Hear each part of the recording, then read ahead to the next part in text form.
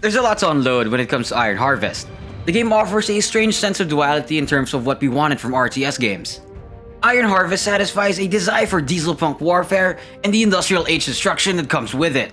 God knows why it took us this long to get something like this. But it's also a callback to the glory days of RTS games, when titles like Company of Heroes and Dawn of War showered us in the shrapnel-infested war zones. Damn, we're getting old.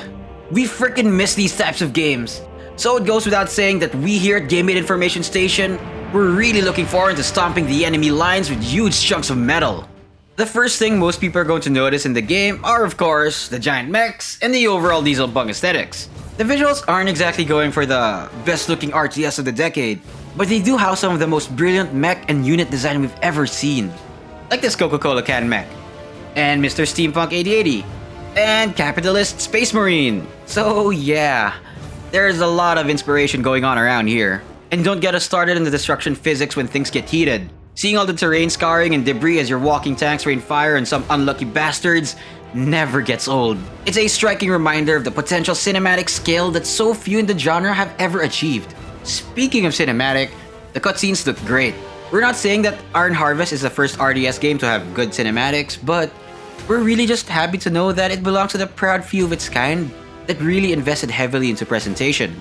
The detailed cinematics only serve to elevate the game's already unique world building. So, based on what we've seen so far, the story is engaging. We don't usually go for RTS games nowadays for captivating plots, but the writing tries its best to be as interesting as its cinematics.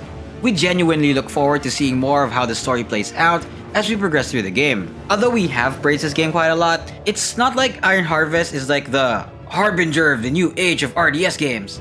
It has its fair share of flaws that prevent it from reaching the heights of other popular RTS titles. The game plays a lot like Company of Heroes, and that's a good thing, because Company of Heroes functions as an excellent framework for modern real-time strategy games. You have a cover system, reactive environments, stationary weapons with designated arcs, and even suppression. The real problem here is that it lacks tactical complexity despite having all of these. Counter units is very straightforward and lacks the nuances of positioning and tactical options that define the greatest RTS games. Yes, the battles look great in motion, and the dance of bullets and mortars is spectacular.